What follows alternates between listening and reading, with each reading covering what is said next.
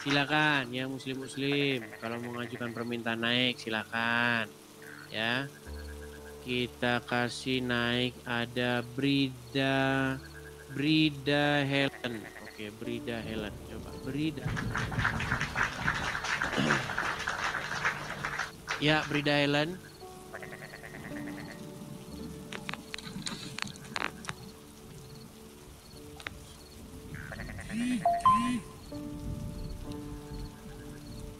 Ya, halo Brida Helen.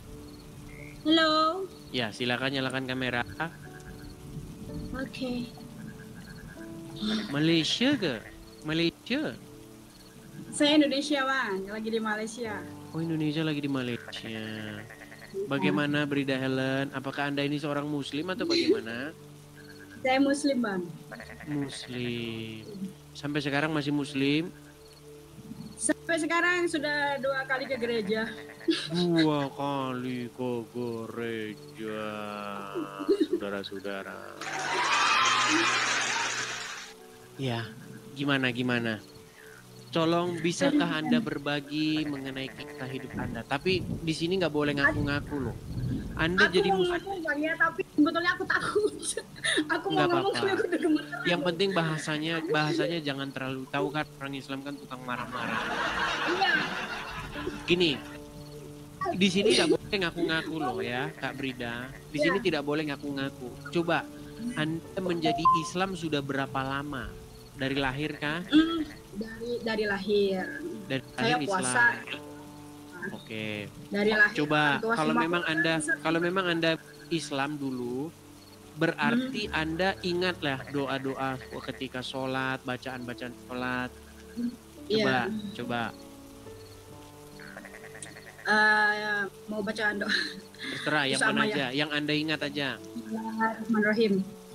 Alhaakumut takasur hatta zultumur maqabir. Kala sawfa ta'lamun summa kala sawfa ta'lamun. Kala lau ta'lamun na ilmal yakin la tarawun al jahin. Summa la tusalun yawma izin anina. Sah. Iya, gimana? Ini makin banyak saja setiap hari teman-teman.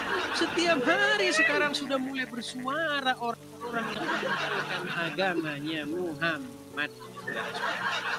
Coba Kak Brida, bagaimana ini Kak Brida ceritanya kok bisa dari pengikut Muhammad terus sekarang ke gereja? Gini Bang ya.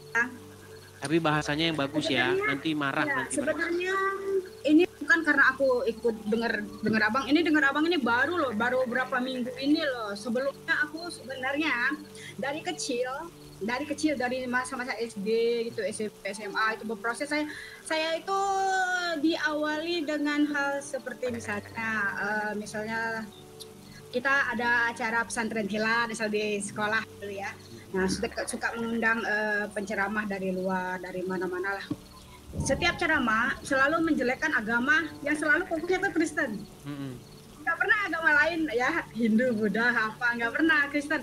Jadi awalnya seperti mendoktrin kita untuk membenci gitu. Tapi aku jadi nggak respect, kok begini, kok Ustadz ngajarin kok begini gitu kan.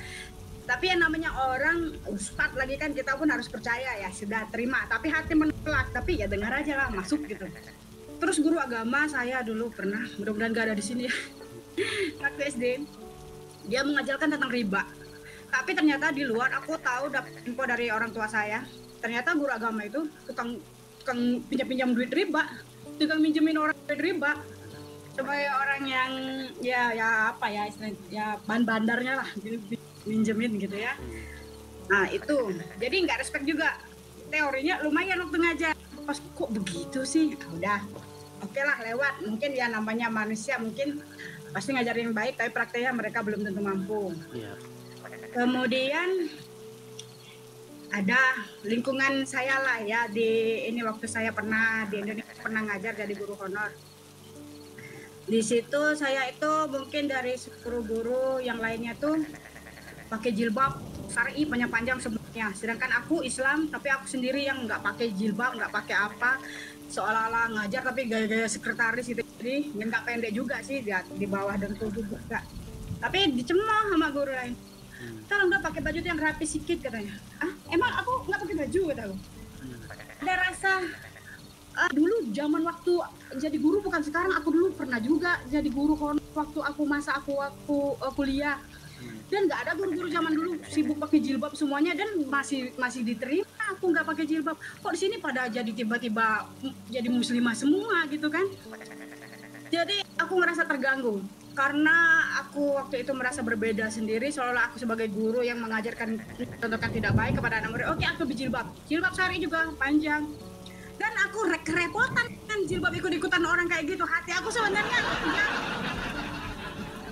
udah kita nyangkut di motor bang, itu spionnya juga apa absennya ketutup gitu ya, kita sen ke kiri nggak ada lampunya, yang belakang nggak lihat.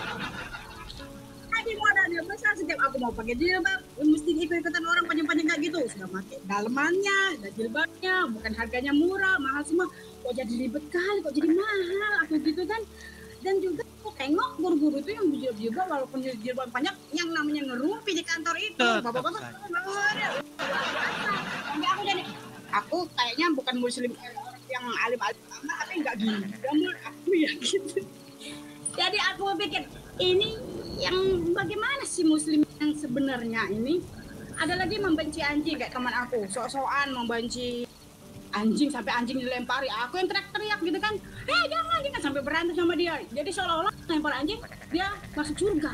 Ya karena ini hewan yang haram gitu kan. Iya. Jelmaan setan. Jadi aku banyak hal yang aku tidak cocok. Ini kata Muhammad, anjing hitam itu jelmaan terus setan. Lagi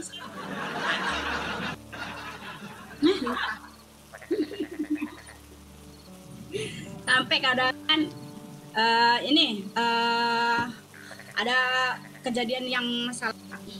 Ada dunia politik dulu, Bapak Gubernur yang didemo oleh Indonesia. Anies. Dari orang-orang berbaju putih-putih. Nah, itu di masjid, sampai di sudah rumah saya dekat masjid, dikumandangin pula di masjid. Ini semuanya nanti berkumpul kita ke Jakarta, masalah penistaan agama. Langsung mikir, ini masjid buat apa, kok tahu nggak masalahnya, yuk dunia politik kayak apa, kok tiba-tiba heboh begini. Nah, jadi banyak hal yang aku kebingungan, ini agama ngajarin ke arahnya mana sih? Letak kebaikannya itu di mana? Sembahyang, jadi kalau ke sembahyang waktu yang nggak tahu bacaannya ke hati apa enggak, cuma kayak sebuah gerakan-gerakan aja, tapi nggak ke hati. Menurut aku merasa sudah Islam banget gitu, sudah merasa Islam banget, karena itu kayaknya standar ukurannya. Yang aku tidak sehebat mereka gitu, kayaknya aku nih dipandang sebelah mata, tapi kayaknya hati aku nggak sekecil kalian. Rasanya nggak berpikir sebelah mata dengan orang beragama berbeda. Lagi dulu bang, aku pernah posisi di bawah posisi yang sangat di titik terendah, pernah aku di posisi titik terendah, dan yang menjatuhkan aku dan memanfaatkan aku yang di titik terendah itu justru orang-orang di sekitar aku yang muslim, dan yang mengangkat aku waktu itu, yang masih menjaga keadaan aku itu justru orang yang non muslim semua. Sampai aku didoakan jarak jauh dengan dengan ya bacaan ini ya, umat Kristen lah. Tapi aku terima aja waktu itu, aku terima. Sampai aku bingung, aduh baru aku mau hijrah pakai jilbab syar'i, kok aku didoain pakai ini, kemana ini? Sampai akhirnya aku nonton Buya Sakur. Nah, Buya Sakur, mataku mulai aku agak terbuka sedikit. Oh, ternyata memang ada keanehan. Ternyata keanehan aku lagi kecil itu bukan karena aku yang pemalas beragama atau aku yang aneh, atau memang ternyata ada yang aneh. Cuma aku nggak ngomong ke keluarga. Aku setiap berdebat sama saudara, aku selalu terpojok gitu. Aku selalu terpojok karena dia menang lebih alim lah gitu kan. Jadi aku posisinya ya lebih banyak sakit hati kalau berdebat dengan saudara gitu kan. Nah itu makanya di Buya Sakur membuat aku sedikit terbuka, banyak hal-hal yang ternyata ini. Kemudian aku nonton lagi Abu Marlum, Sarip Karim, nah Kurai Shihab. Itu orang-orang yang respect terhadap agama lain dan bisa ada keseimbangan lah terhadap agama lain, tidak memojokkan kalau aku lihat. Tak tahu kalau abang, tapi kalau aku pandang seperti itu. Nah, terus lagi ada lagi ustazah, ada perempuan yang dia ahli, bukan ahli sih, dia cukup mempelajari agama Islam, dia berjilbab ibu. Saya lupa namanya siapa. Nah itu pun dia menjelaskan banyak hal-hal yang sebenarnya di dalam ajaran sendiri agama Islam ini banyak menekan gitu. Padahal kenyataannya tidak seperti itu aturan. Kemudian terakhir abang ini sering seliweran di beranda aku, cuma aku nggak peduli dulu apa orang-orang ini debat agama, nggak ada ujungnya nanti mereka ini gitu. Tapi nggak tahu di video mana akhirnya aku ketemu, oh ternyata ini dah, akhirnya aku nonton terus. Di situ baru udah ada yang positif, gua pindah. Gua pindah daripada gua rusaknya awet nanti, nggak tahu arahnya kemana. Saya seperti orang yang beragama Islam, tapi gua membenci agama gue sendiri, bukan membenci, tidak respect terhadap agama gue sendiri. Gimana gitu? Selalu setiap berdebat justru menyalah-nyalakan ajaran yang diajarkan ustadz ini. Akhirnya aku bukan membenci, tidak respect terhadap banyak ulama. Itu jelek juga menurut aku. Jadi aku seperti Islam yang munafik gitu kan. Islam yang munafik. Jadi Islam yang tidak sejalan dengan ini. Makanya aku pikir aku bukan nekat, tapi ini sudah aku pikirkan. Aku sudah nanti beberapa hari untuk pindah ini. Aku yakinkan diriku. Akhirnya aku cari teman aku yang non muslim di sini, sulit sekali ya, banyak teman aku muslim semua. Akhirnya aku jumpa teman aku, tapi dia gini, kamu tolong bantu aku mau ke gereja. Dibantunya. Akhirnya kita dibantunya, aku sudah pergi gereja dan aku ngomong sama ada pengurus gereja, belum tahu namanya apa, tapi nomor telepon aku udah dicatatnya. Jadi setiap ada kegiatan gereja apa-apa tuh dia call saya dan disuruh kayak hari Selasa ini saya pun dipanggil ke sana untuk ikutin acara di sana. Apa semuanya. Saya masih belajar Bang, jadi belum tahu. Kalau ya, apa-apa, bertahap lah. Membimbing saya pun, kalau abang ada waktu membimbing saya banyak forum-forum gini. Ada banyak forum-forum Kristen, apalagi yang wanita-wanita begitu. Ada kok di channel-channel TikTok juga ada. Berbagi cerita sama dia. Ada tuh salah satu channel tuh namanya Yuli. Ngobrol, iya. Tapi ini nggak tahu ya teman-teman aku di Indonesia ada yang nonton apa enggak ke saya. Mungkin kalau ada yang nonton juga mungkin kaget. Aku juga ya, pasti nanti suatu saat pasti ada nanti satu saat. Ya. Belum cerita sama keluarga dan aku yakin aku tidak mau cerita, biarlah terbuka dengan sendirinya, karena untuk memberitahu juga akan menjadi pertentangan. Toh aku di sini juga hidup sendiri, itu aku susah pun aku sendiri yang bangkit, diriku terjatuh di titik terendah pun aku bangkit sendiri. Nah, jadi aku pikir udahlah, keluarga mau membuang pun tidak masalah. Kalau mereka menghormati saya untuk menerima perbedaan dan tidak perlu berdebat, ya udah aman, kita bersama berkeluarga. Kalau dibuang tidak masalah, saya sudah terbiasa sendiri ke beberapa negara, jadi tidak masalah. Mantap. Hanya itu Kak Brida? Iya Bang. Saya menanggapi ini ya, masalah jilbab dan masalah riba ya gini. Iya. Jadi dulu saya nggak tahu Kak Brida ini kelahiran tahun berapa, tapi dulu di zaman saya sekolah, di zaman tahun di bawah tahun 2000-an, itu belum ada orang berjilbab ada. Fenomena atau wabah berjilbab itu baru ada tahun 2015 ke sini. Iya, dan fashionnya semakin meningkat, fashion baju syar'i panjang-panjang itu. Iya, siapa? Jadi kalau kita telusuri, siapa yang gembar-gembor wajib jilbab. Ternyata penjual jilbab.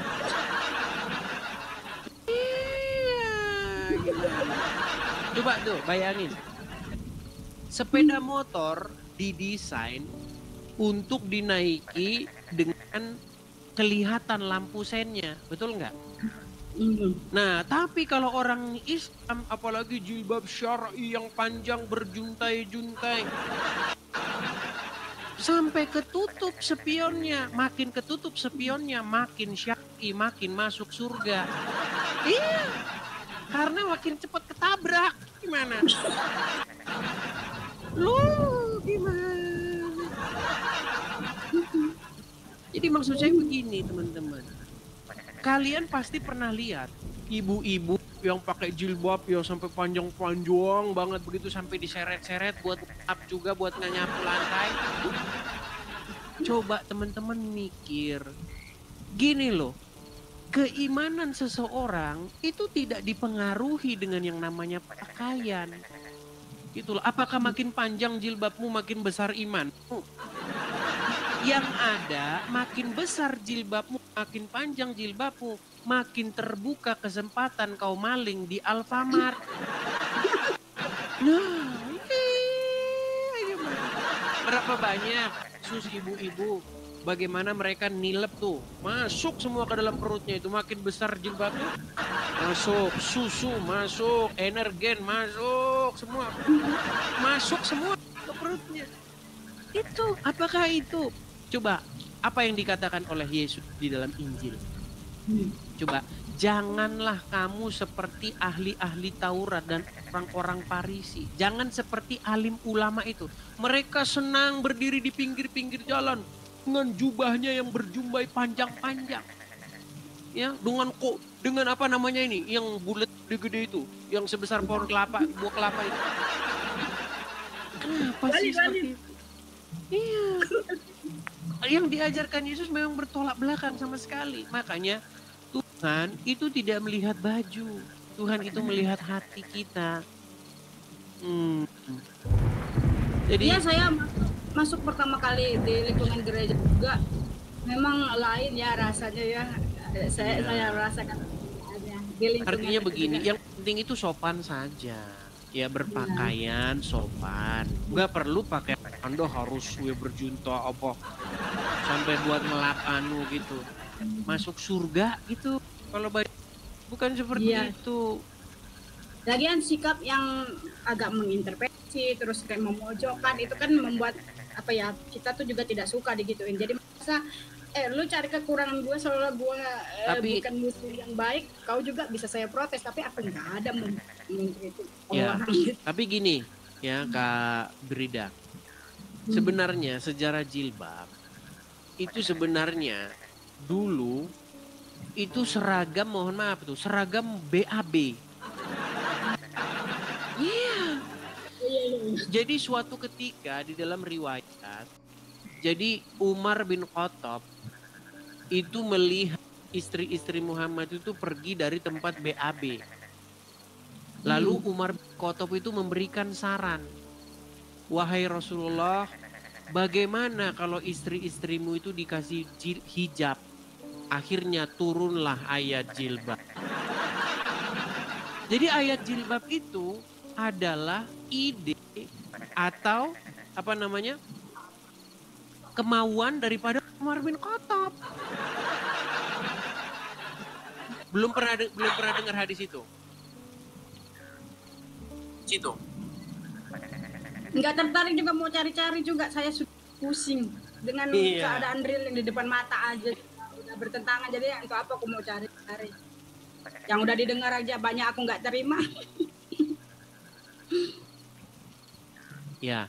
Jadi Umar bin Khattab itu pernah berkata dalam sebuah hadis nih ya. Saya akan tunjukkan, ini sedikit saja. Kalau Kak Brida kan memang sudah tidak ini ya. Saya katakan untuk menunjukkan kepada penonton yang lain ya Kak Brida ya. Karena penonton yang lain ini kan menganggap saya ini katanya ngada-ngada atau bohong-bohong, ngadi. Nih saya tunjukkan hadisnya ya. Nih. Dan dikatakan tentang keutamaan khalifah Rasulullah, yaitu yang bernama Abu Bakar. Nah sebentar ya, dari Umar bin Khattab ya, sebentar ya. Saya bacakan keutamaan dari Umar ibn Khattab. Ya, apa di sini keutamaannya? Perhatikan. Dia ini adalah salah satu pencetus ayat jilbab. Jadi idenya Umar. Ya. ide Umar. Sebentar, saya tunjukkan dulu ya. Bentar. Nih, tunjukkan ya hadisnya. Bentar. Keutamaan dari Umar bin Khattab. Sebentar, saya kasih hadisnya saja langsung ya. Hadis Umar bin Khattab. Sebentar. Nah ini, mengenai hijab ya. Al-Bukhari menyebutkan dengan mengacu kepada Aisyah mengatakan, Umar berkata kepada Rasulullah, ya, pasangkan hijablah untuk istri-istrimu. Tetapi Nabi tidak melakukan. Pertama nggak dilakukan sama Muhammad, ya. Ketika itu istri-istri Nabi malam-malam pergi ke tempat BAB. Suatu ketika Umar bin Khattab melihat Saudah binti Zam'ah, sosok perempuan yang ini tinggi. Maka kata Umar, saya mengenal Anda, Saudah. Harapannya supaya memakai hijab. Maka Allah menurunkan ayat hijab. Nih idenya Umar. Jadi idenya Umar diambil oleh Allah. Allah setuju pada ide Umar. Makanya dalam sebuah hadis pernah. Ini ide tukang fashion jilbab.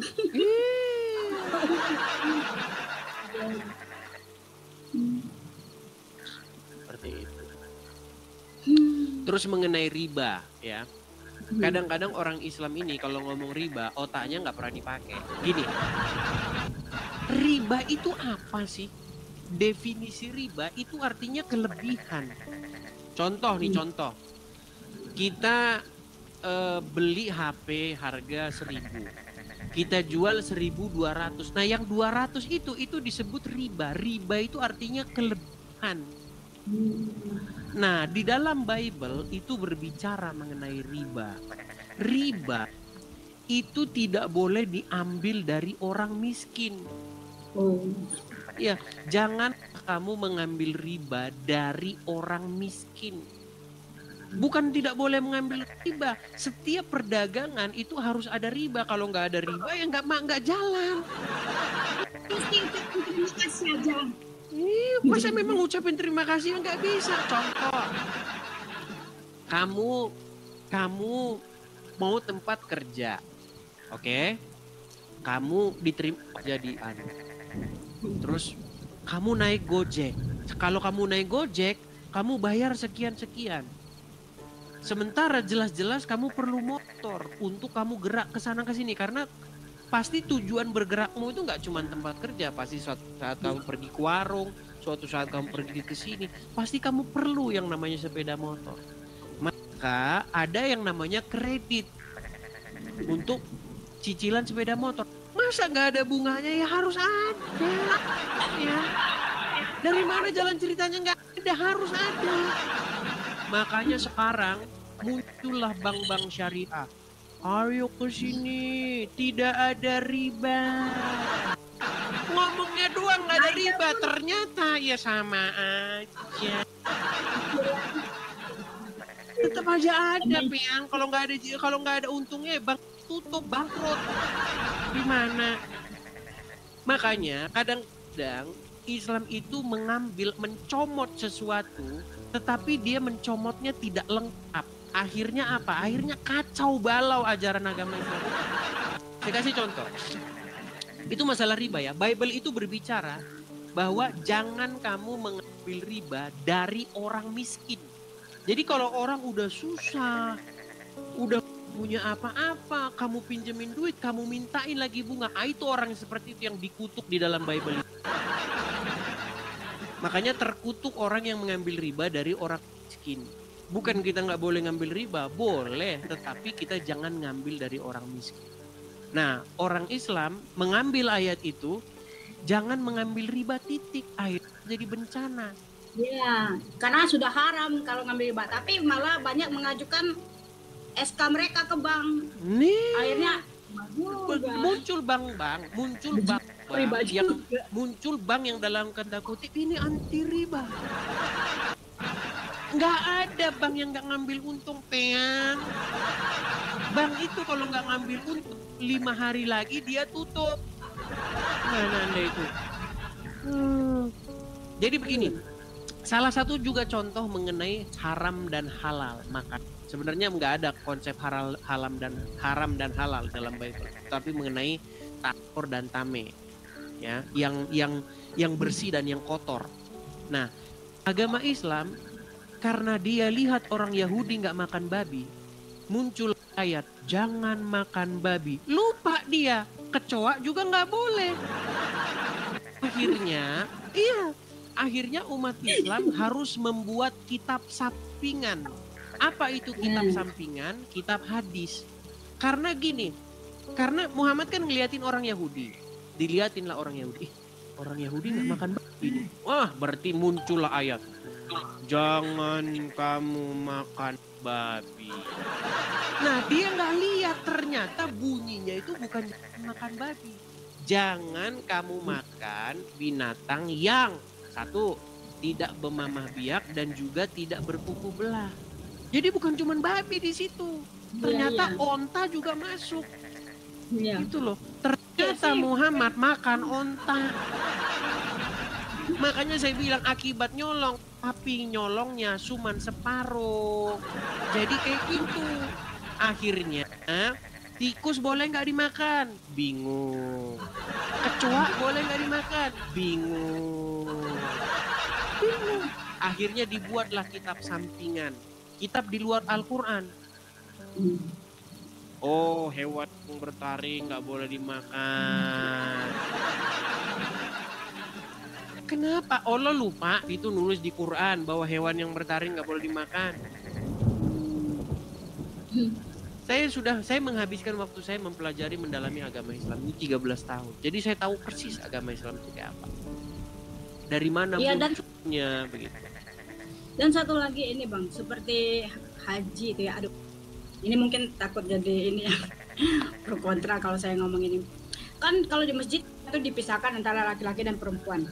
Tapi ternyata pas di Makkah sana kan itu berbaur Bang. Sampai mencium Hajar Aswad itu sampai tabrak-tabrakan. Dempet-dempetan gitu. Akhirnya ada banyak, aku lihat ada di situ yang di pos ada pelecehan juga. Ya namanya cara lain badannya lebih besar kan. Nah, di situ aku tanya apa artinya pemisahan di masjid sedangkan di sana dibaurkan, apa maksudnya? Iya, itulah makanya kalau makanya saya bilang iya. Jadi makanya saya bilang ketika kita menggunakan akal kita, nalar sehat kita, itu pasti orang itu tidak akan lama-lama untuk mengambil keputusan untuk meninggalkan agama Islam. Nih ya, saya akan bukakan mengenai masalah haji ya. Nih, saya akan bacakan bencana haji itu bencana yang terjadi terus-menerus. Saya akan tunjukkan bagaimana tragedi haji ya. Nih, kalau dalam Al-Quran dikatakan bahwa surat Al-Baqarah ayat 125 dijadikannya tempat itu tempat yang aman menurut Al-Quran. Tapi ternyata tempat itu malah tempat bencana haji. Itu adalah ritual keagamaan Islam yang paling banyak memakan korban jiwa. Perhatikan nih ya, saya akan bacakan ini daftar riwayat ya, daftar riwayat bagaimana bencana haji yang terjadi nih. 2 Juli 1990, sebuah desak-desakan di sebuah terowongan pejalan kaki, terowongan Al-Ma'asim yang terbentang dari Mekah menuju Mina dan dataran Arafat berujung pada kematian 1426 peziarah. Kebanyakan diantaranya berasal dari Malaysia, Indonesia, dan Pakistan. 23 Mei 1994, sebuah desak-desakan menewaskan 270 peziarah saat lempar jumroh. 9 April 98, sekitar 118 peziarah terinjak-injak sampai mati. 180 luka-luka. 5 Maret 2021, 35 terinjak-injak. 11 Februari 2003 ritual lempar jumroh diklaim memuaskan 14 peziarah. 1 Februari 250 peziarah tewas. Ini terus. 2006 desak-desakan nih terus. Ini makan korban jiwa terus ini ritual haji nih. 24 September 2015 2.236 peziarah tewas pada sebuah desak-desakan. Nih, ini kebakaran nih. Ya. Nih, 342 tewas. Belum lagi yang keren, yang kemarin tahu yang keren jatuh? Nih. Tahu. Nih, kekerasan, protes dan kekerasan nih, pengepungan Makkah nih. Oleh apa nih? Nih lihat nih, ada semua nih. 942 karavan haji nih kembali nih. Nah, terus banyak sekali nih. Kejadian haji itu. Mereka bangga karena mereka menganggap itu syahid. Iya. Padahal di dalam ayat Quran dikatakan bahwa nih saya tunjukkan ayatnya bahwa Masjidil Haram itu tempat yang aman menurut Allah nih saya bacakan Al-Baqarah ayat 125. Ya. Makanya sebenarnya kita akan berhenti percaya Quran kalau kita menggunakan nalar kita. Perhatikan. Dan ingatlah ketika kami menjadikan rumah itu, Baitullah, tempat berkumpul bagi manusia dan tempat yang aman. Perhatikan ini. Ini tempat yang aman. Tempat yang aman dan dijadikan sebagian makam Ibrahim sebagai tempat sholat dan seterusnya. Ini tempat yang aman. Nyatanya Masjidil Haram itu menjadi tempat yang tidak aman. Copet, pelecehan seksual, injek-injekan. Berapa banyak orang meninggal? Bagaimana Anda katakan ini tempat yang aman? Kan itu viral tuh, yang perempuan yang sampai nangis-nangis itu. Saya kira di Baitullah ini orang-orang ternyata saya dilecehkan. Ada itu. Jadi ini salah satu platform atau media kita untuk bersuara.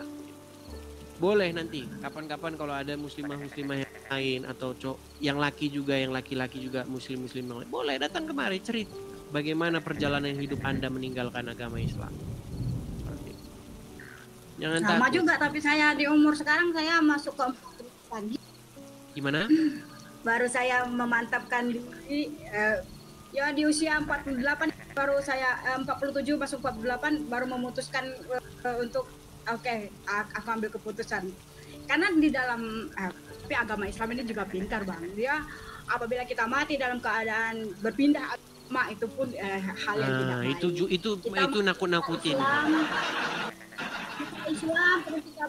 Kita Islam terus kita murtad, itu pun kita ada sosial, ada membuat kita tuh sepertinya sudah posisi di Islam kita tuh udah dikunci gitu. Iya. Nah, jadi makanya ini salah satu ini tugas ini ya untuk supaya orang itu sadar bahwa itu adalah salah satu upaya untuk membuat kamu tidak berani berpikir. Nakut-nakutin. Iya. Banyak hal sih yang aku tuh bertolak belakang sampai aku ambil kesimpulan mau dibawa kemana arahnya aku beragama ini. Apa karena berpuasa, sholat. Saya tengok ada teman saya ngedrak banget setiap malam ngedrak minum. Tapi dia rajin sholat orang Islam obatnya itu belum habis dia sembahyang. Iya, memang itu. Makanya tidak ada satu kajian ilmiah membuktikan bahwa jika Anda menggerak-gerakkan tangan Anda begini dan begitu, kemudian Anda membuat tingkah laku Anda itu jadi baik, itu tidak membuktikan apa-apa. Makanya di dalam ajaran agama Islam itu mementingkan yang namanya ritual gerakan-gerakan badan. Kalau nggak gini atau begini, nanti nggak sah, sholatnya batal. Ditanya juga Islam, kenapa begini tangannya? Nggak tahu. Coba tanya orang Islam, kenapa tangannya begini? Pasti nanti dijawab, oh itu karena tauhid. Ngarang. Kenapa tangannya begini? Oh, itu artinya melemparkan beban ke belakang. Ngarang bebas. Ngarang bebas. Ngarang bebas semuanya. Gitu. Ya saya lihat memang teorinya bagus-bagus, tapi prakteknya banyak yang tidak mau sih karena sebatas dia omong ada aja ajaran itu aku tengok. Coba ya, Kak Brida. Ada teman-temanku sendiri juga. Kak Brida, bayangin ya. Enggak bisa juga mengikuti seperti ajaran Nggak bisa. Tidak boleh Saya kasih contoh misalnya. Dia kayaknya delay teman-teman. Saya kasih contoh misalnya begini. Ketika ada 2 orang Islam, satu kaya, satu bukan orang kaya. Nah, yang bukan orang kaya ini, taruhlah misalnya dia seorang kuli bangunan kah, atau tukang becak kah, atau penjual mie ayam lah misalnya. Bayangin dia baru buka taruhlah jam 3 sore. Di situ orang sudah ngantri mau beli dagangannya. Disuruh sholat. Pelanggan kabur, pindah tempat lain. Maghrib giliran orang lapar, ditinggalin jualannya. Lu mau jualan apa mau nunjukin kalau lu lagi sholat? Gue kesini mau beli nasi goreng, lu tunjuk sedang sholat. Saya udah lapar keroncongan mau makan nasi goreng. Ternyata ditulis lagi sholat, sedang sholat. Pergilah gue pindah ke tempat lain. Pindah ke tempat lain. Karena apa? Karena di tempat lain udah sedia, udah dimasakin tempat, suruh nungguin dia sholat. Emangnya saya datang ke sana mau lihat pengumuman kalau dia lagi sholat? Kan kagak, saya ke sana mau makan karena saya sudah lapar, sudah keroncongan. Nah, itu kan yang bikin. Bayangin yang kaya. Orang kaya mah sholat juga sampai jidatnya hitam gak masalah karena dia sudah kaya. Makanya saya simpulkan, yang bisa menjalankan agama Islam siapa kuat sholat 5 waktu. Jujur, kau jujur aja di dalam hati kalian para penonton ini, kau kuat. Dikit-dikit jam 5 bunyi sholat, ini sholat. Yang ada mengganggu coy, mengganggu. Kuat tapi tujuh waktu aja semuanya gitu, jadi kayak ada videonya. Sholat gesit kan, ada sholat gesit 30 detik, selesai. Tapi itu sebenarnya bertentangan dengan omongan Muhammad sendiri. Ada salah satu hadisnya itu berbunyi begini, bayangkan ya. Tidak ada satu amalan yang dia itu tidak bisa dihapuskan bahkan dengan sholat, dengan kerja dengan sholat sekalipun. Nih amalan, nih saya tunjukkan ya.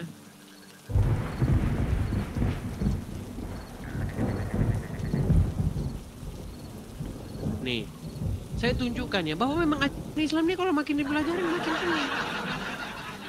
Nih sebentar ya. Sabar ya.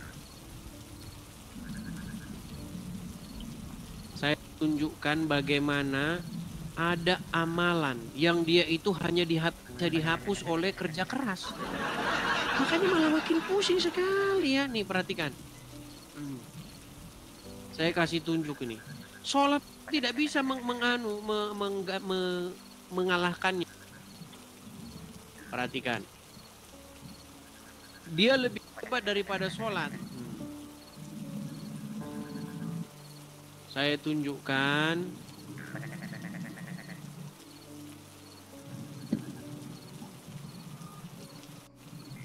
Amalan, sebentar ya, sabar teman-teman ya. Ini kalau kita harus cari.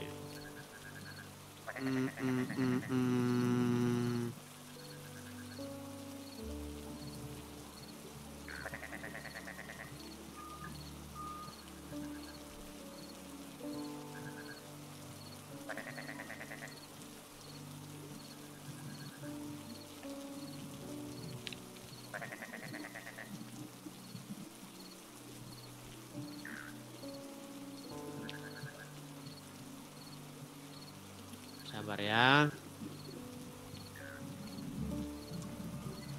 Pokoknya itu ada hadisnya yang berbunyi seperti itu. Bagaimana bahkan itu tidak bisa dihapuskan oleh sholat sekalipun, tetapi hanya bisa dihapuskan dengan cara kerja keras sampai berkeringat. Ada itu, kalian cari sendiri. Makanya heran ini. Loh, justru kalau kamu baca hadis, justru kamu harus lebih mengutamakan kerja ketimbang sholat. Tapi di hadis lain mengatakan, barang siapa yang tidak meninggalkan pekerjaannya karena sholat malah masuk neraka. Jadi makin dipelajari, makin pening kepala saya. Ada hadisnya. Saya belum bisa menunjukkan hadisnya. Karena kata kuncinya saya... Nah? Kalau di agama Kristen itu ada yang misalnya bacaan ini sampai 7.000 kali kamu akan mendapatkan ini. Kalau kamu akan dapat rezeki tiba-tiba. Itu aku pernah ikutin bang, sampai capek sendiri saya sampai berapa lama, berbulan-bulan saya bang. Nggak tuh ujung-ujungnya saya bilang ya kalau mau duitnya kerja keras lah, nggak ada bacaan ini duduk-duduk habis waktu aku baca. Jadi dalam Bible itu jelas, carilah maka kamu akan mendapatkan, ketuklah maka pintu akan dibukakan. Gitu. Baca habis waktu di situ aku kerja jadinya dong.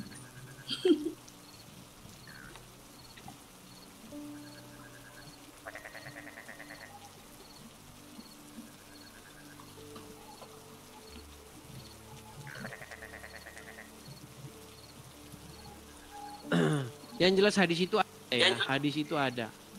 Ini mungkin ya, sebentar ya. Nah ini, saya balikan dulu ya kamera saya ya. Nah ini, nyarinya susah banget saudara-saudara ya. Nih, perhatikan ya. Sebagian ulama mengatakan ada jenis dosa yang tidak dapat dihapus kecuali oleh keresahan perihal nafkah keluarganya. Perihal ini terdapat dalam hadis Rasulullah dan seterusnya dari sekian dosa, ini kata Muhammad ya. Dari sekian dosa terdapat jenis dosa yang tidak dapat ditebus kecuali dengan kebimbangan untuk mencari penghidupan, mencari nafkah. Bahkan nggak bisa dihapus dengan sholat. Ya. Nah, tetapi di ayat yang lain, barang siapa kalau kamu meninggalkan sholat, kamu walau kalau karena kerjaanmu kamu dihukum. Pokoknya makin dipelajari makin pening pokoknya. Ya. Nih, Rasulullah bersabda, siapa saja yang memiliki 3 putri lalu memenuhi nafkah mereka dan memperlakukan mereka dengan baik sehingga Allah menjadikan mereka mandiri terhadap ayahnya, ini saya Allah jadikan surga dan seterusnya. Nih, ada ini, baca saja nanti kalian akan dapat hadisnya nih. Hadis mengenai ada satu yang tidak bisa dihapus kecuali dengan bekerja keras. Bahkan sholat sekalipun tidak akan menghapuskan itu, dosa itu. Ada, ini kalian baca saja itu. Tapi di hadis yang lain dikatakan, kalau kamu meninggalkan sholat karena pernagaanmu, satu sisi bilang ini, satu sisi bilang gitu. Gak sinkron jadinya. Bahkan kalau tidak sholat Jumat 3 kali, tapir. Ya. Tapir. Ini ada Ustadz bilang, misalnya kamu dari kecil berapa tahun itu kamu nggak sholat. Jadi begitu kamu sudah tobat, nah yang kamu nggak sholat umur berapa sampai umur berapa itu semua harus dibayar. Langsung aku ngitung, wah berapa banyak. Jadi ya aku harus bayar mati pun aku karena kan Muhammad kan dulu pedagang. Mati pun gua nggak lunas juga itu, jadi mikir wah. Tapi bayangin ya, kalau menurut Muhammad orang masuk surga atau tidak itu kan ditimbang pahalanya. Nanti lebih beratan mana? Apakah dia lebih banyak melakukan dosa apa lebih banyak melakukan kebaikan, kan gitu. Kalau misalnya lebih berat dosanya, maka dia masuk neraka. Kalau lebih banyak kebaikannya, berarti dia masuk surga. Tapi ajarannya itu bertentangan dengan ajaran Muhammad juga. Bagaimana masuk surga itu ternyata karena rahmat Allah, bukan karena perbuatan. Pokoknya kalau makin dipelajari, makin dekat. Yang makin dekat. Enggak, sesama ulama juga Bang, banyak pertentangan juga. Jadi kita pun ulama ini bilang, jangan dengar ini begitu. Ini juga gitu. Jadi mana ini ulama yang mau di... Nih, saya bacakan hadisnya ya. Kalau umat muslim, intinya, tapi memang itu ajaran Muhammad juga itu. Ditimbang nanti lebih berat paham mana gitu. Tapi ajaran Muhammad bertentangan dengan ajaran Muhammad. Bayangkan, ajaran Muhammad bertentangan dengan ajaran Muhammad. Nih, tunjukkan ya. Lihat nih. Apa dikatakan di sini? Tidak ada amalan seorang pun yang bisa memasukkannya ke dalam surga dan menyelamatkannya dari neraka. Tidak juga denganku. Ini Muhammad yang ngomong. Nih, dalam hadis Jabir bin Abdillah dan seterusnya, Rasulullah atau Nabi bersabda, tidak ada amalan seorang pun yang memasukkannya ke dalam surga dan menyelamatkannya dari neraka. Tidak juga denganku, kecuali dengan rahmat Allah. Ternyata yang bikin orang masuk surga adalah rahmat Allah. Bukan karena amalannya. Tapi di hadis-hadis lain, barang siapa yang memberikan ini masuk surga. Barang siapa, kan sering nggak selama kamu dulu dari Kak Brida jadi muslim, sering nggak dengar? Helen. Barang siapa yang menolong nanti anjing minum air masuk surga. Barang siapa yang nanti mengerjakan sholat ini, sholat fardu atau apa, masuk surga. Tapi di ayat lain tidak ada amalan yang membuat masuk surga. Makanya saya bilang, ini Muhammad ini memang, ini yang sebentar, yang gila ini yang siapa, yang bikin hadis atau siapa gitu. Saya pusing sendiri simpulannya. Nih. Gitu loh. Iya, ada juga bilang kalau punya anak, nanti anaknya mendoakan orang tuanya biar ya yang tertolong oleh anaknya. Lah gua yang nggak punya anak, siapa mau doain? Bahkan yang nggak mau punya anak kan bukan aku, keadaan tidak memberi saya keturunan. Bahkan di dalam hadis Muhammad itu menjamin 10 sahabat masuk surga. Sahabat-sahabat yang sudah dijamin masuk surga, Umar bin Khattab, Abu Bakar, sudah dijamin sama Muhammad masuk surga. Sementara menurut ayat ini Muhammad sendiri tidak dijamin masuk surga. Yang ngomong Quraisy Shihab itu. Quraisy Shihab berkata tidak benar. Saya ulangi. Sekali lagi, tidak benar. Nah, gayanya Quraisy Shihab kan kalau ngomong begitu nih ya. Tunjukkan ya. Nih. Quraisy Shihab.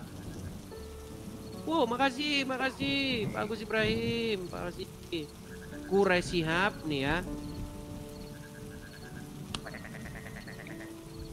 Saya tunjukkan bagaimana pernyataan Quraisy Shihab bahwa Muhammad sendiri tidak dijamin masuk surga. Saya putarkan ya, karena banyak muslim-muslim yang awam-awam nih. Kita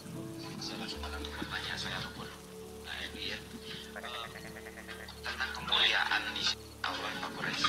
Itu kan kalau Nabi Muhammad kan sudah istilahnya sudah dijamin sebagai manusia yang paling mulia yang masuk surga. Nah, kita manusia yang zaman sekarang ataupun masa depan masa akan datang, apakah ada kemungkinan untuk bisa mengejar status seperti itu? Paling kita ya gitu hampir seperberapanya lah gitu, agar kita merasa ya satu hal tidak benar. Saya ulangi, tidak benar bahwa Nabi Muhammad sudah dapat jaminan surga. tidak benar Muhammad dapat jaminan surga. Dari mana?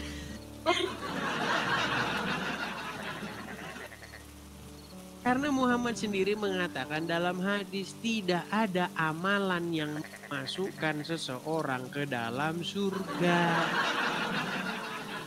Tapi di hadis yang lain Muhammad mengatakan barang siapa mengerjakan ini, mengerjakan itu, masuk surga. Ada loh hadisnya. Nih, saya putarkan lagi ya. Apa yang bikin masuk surga secara kilat nih? Nih ya. Amalan ya. Saya tuh kasih tunjuk ya. Bagaimana amalan yang memasukkan orang ke dalam surga nih. Perhatikan. Man qala la ilaha illallah Muhammadur Rasulullah dakhala al-jannah.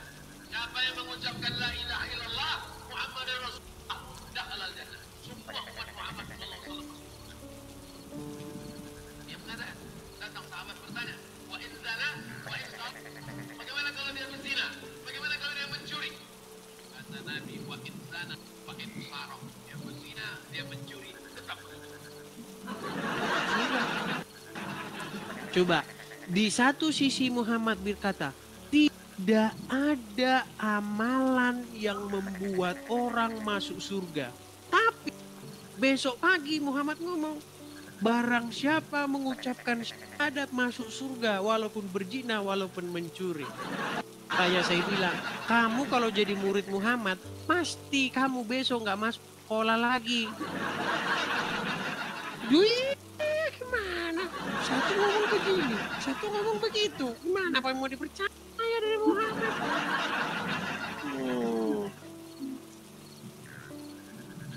Oke lah, begitu dulu ya. Kak Brida, karena sudah jam 2. Sudah tepat jam 2. Orang pada capek nih, mungkin sudah prepare mau pulang. Begitu ya? Oke, thank you. Sama-sama Kak Brida. Saya turunkan ya. Ya, itulah teman-teman ya. Jadi teman-teman jangan lupa follow terus akun ini dan bagikan ya. Kalau ada yang inbox saya, Bang, saya punya adik, Bang, saya punya ini, mereka ini. Suruh nonton acara ini kalau mereka mau mualaf. Nonton Edis TV.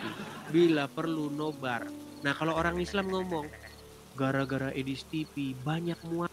Bilang sama mereka, kalau begitu puterin video Edis TV di masjid. Biar makin banyak orang mualaf. Ya.